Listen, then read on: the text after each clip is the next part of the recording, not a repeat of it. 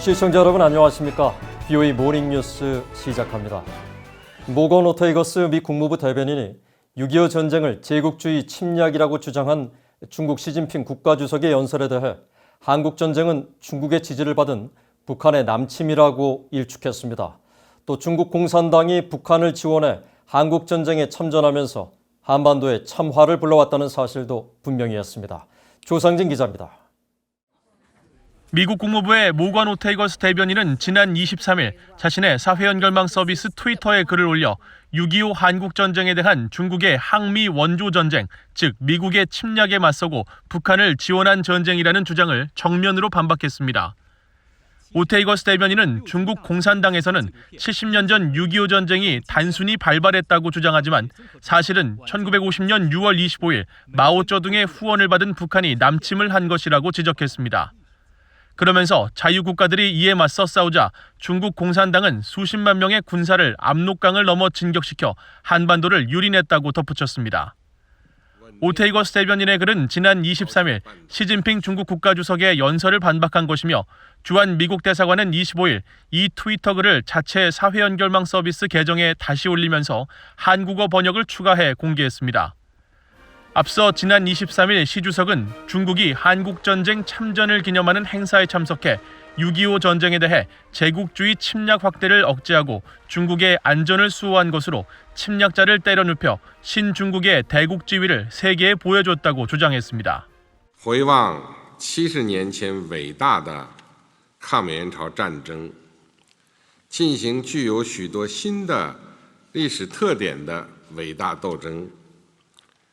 瞻望中华民族伟大复兴的光明前景，我们无比坚定，无比自信。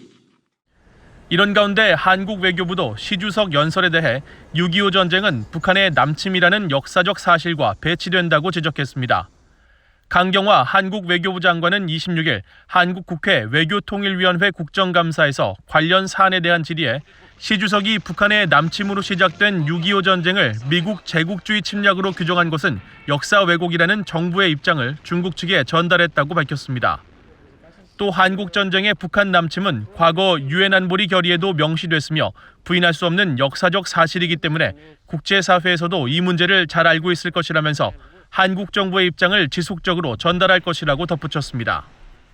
서욱 한국 국방부 장관도 이날 국회 국방위원회 국정감사에서 6.25 전쟁은 스탈린과 마오쩌둥의 사주를 받은 명백한 남침이라고 밝히고 항미 원조로 제국주의의 침략 확장을 억제하고 한반도 정세를 안정시켜 아시아와 세계 평화를 지켰다는 시 주석의 발언에 동의하지 않는다는 점을 분명히 했습니다.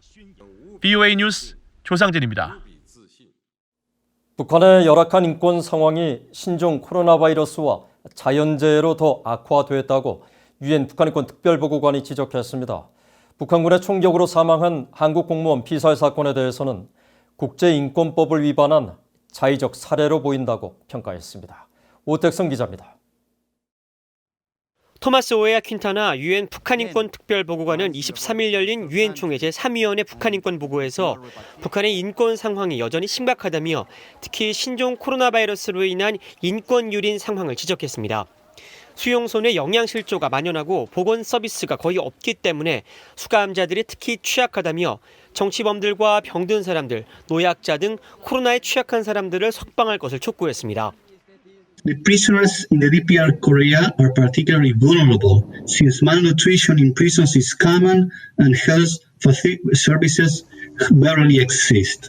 I once again call for the release of political prisoners and of those who are particularly vulnerable to COVID-19, including the sick and older persons. 퀸타나 보고관은 이어 최근 북한 영해에서 벌어진 한국 민간인 피격 사망 사건에 대해 지적했습니다. 이번 사건은 북한 당국이 코로나로 인한 엄격한 봉쇄 조치를 취한 가운데 벌어진 사건이었으며 국제인권법을 위반한 자의적 살해에 해당되는 것으로 보인다고 밝혔습니다. Such an incident seems to entail the arbitrary killing of a civilian in violation of international human rights law. 퀸타나 보고관은 또 강제 노동, 강제 실종, 국제 납치 등 북한에서 벌어지고 있는 다른 인권 침해 상황을 열거하며 이를 중단할 것을 촉구했습니다.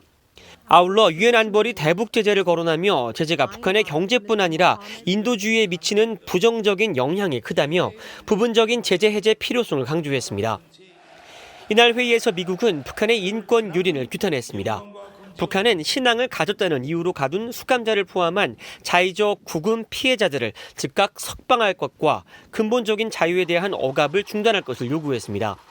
또 북한 정권의 정보와 통신에 대한 억압을 중단할 것을 촉구하면서 북한 정부가 국제 납치와 강제 실종에 연루돼 있다고 비난했습니다. We also urge the regime to end its repression of information and communication into and within the country. The United States condemns the DPRK government's involvement in international abductions and forced disappearances.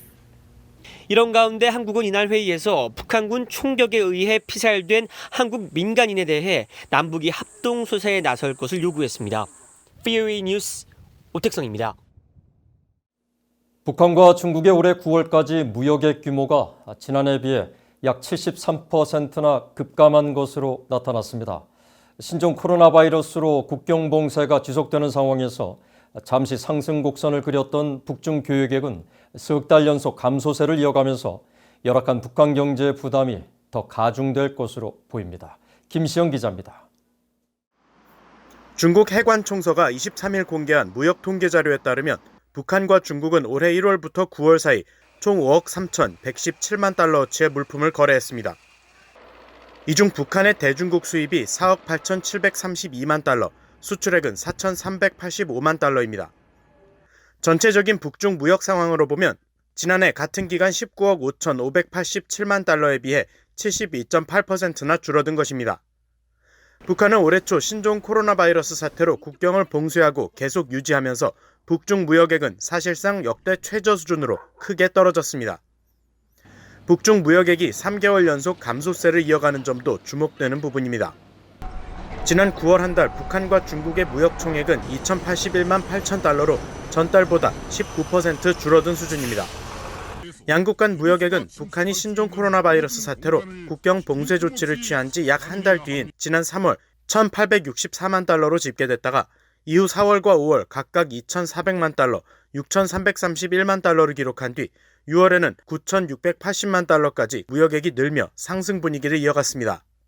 그러나 7월에 7,084만 달러로 내려갔고 8월에는 더 큰 폭으로 떨어져 2,583만 달러까지 떨어졌는데 이번에는 이마저도 무너지면서 지난 4월의 무역액보다도 낮아진 상황입니다.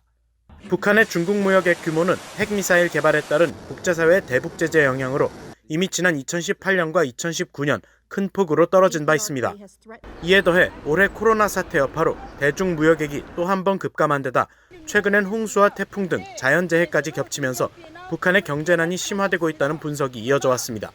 He was hoping probably to get some sanction relief that hasn't come, and then this COVID problem. So he's had a double disaster this year.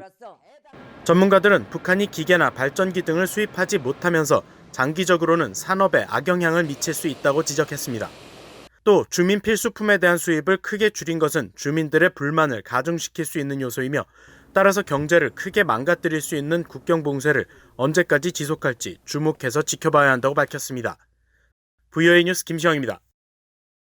한국의 소 국방부 장관은 최근 열린 한미 안보 협의회 SCM 공동 성명에 주한미군의 현재 수준 유지 문구가 삭제된 것과 관련해 융통성 있는 해외 주둔 미군의 기조를 가져야 한다는 미국 정부의 지침에 따른 것으로 풀이했습니다.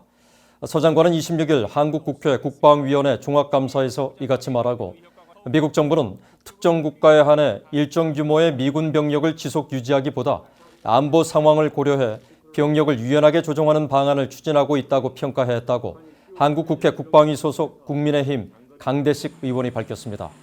이후 한국 국방부는 서 장관과 국방부 답변이 주한미군 감축 가능성 시사로 해석되자 현재까지 주한미군 감축과 관련해 한미 당국 간 어떤 논의도 없었으며 미국 정부의 융통성 지침 발언에 관해서도 주한미군 감축을 시사하는 게 아니라고 밝혔습니다. 스가 요시히데 일본 총리가 북한의 일본인 납치 문제는 여전히 일본 정부의 최우선 과제며 김정은 북한 국무위원장과 조건 없이 만나 북한과의 국교 정상화 목표를 이룰 것이라고 밝혔습니다. 스가 총리는 26일 취임 후 가진 첫 국회 연설에서 이같이 밝히고 납치 피해자들의 조속한 귀국을 위해 정부의 모든 노력을 다할 것이라고 말했습니다. 또 김정은 위원장과 조건 없이 직접 만나겠다는 의지를 갖고 있다며 지난 2002년 일본과 북한 간 평양선언에 근거해 일본인 납치 문제와 핵미사일 등 관련 현안을 해결하고 불행한 과거를 청산해 북한과의 국교 정상화를 목표로 하겠다는 뜻을 강조했습니다.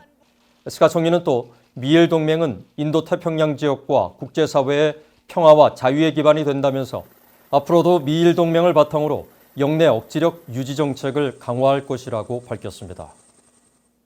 북송 제일교포를 배경으로 북한 내 정치범 수용소의 실상과 참혹한 인권유린 실태를 다룬 영화 트루 놀스의 상영 행사가 열렸습니다. 한국국민의힘 소속 탈북민 출신 지성호 국회의원실의 주최로 24일 열린 상영 간담회에서 영화를 만든 제일교포 4세 일본인 스미즈한 에이지 감독은 북한의 수용소 문제와 인권 문제를 역사에 남기기 위해 영화를 제작했다며 작품을 통해 수용소의 존재와 문제를 알린다면 북한도 이 같은 사실을 부정하고 지우지 못할 것이라고 지적했습니다. 스미즈 감독은 또 트루 놀스를 제작하기 위해 제일교포 3세로 요독 수용소에서 수감 생활을 했던 강철환 씨와 정치범 수용소 경비병 출신인 안명철 씨 등 40여 명의 탈북자를 인터뷰해 각본을 만들었다고 밝혔습니다. 지성호 의원은 이 영화가 북한 주민들에게 반드시 전파됐으면 좋겠다며 북한 인권 개선을 위해 더욱 노력하겠다고 밝혔습니다.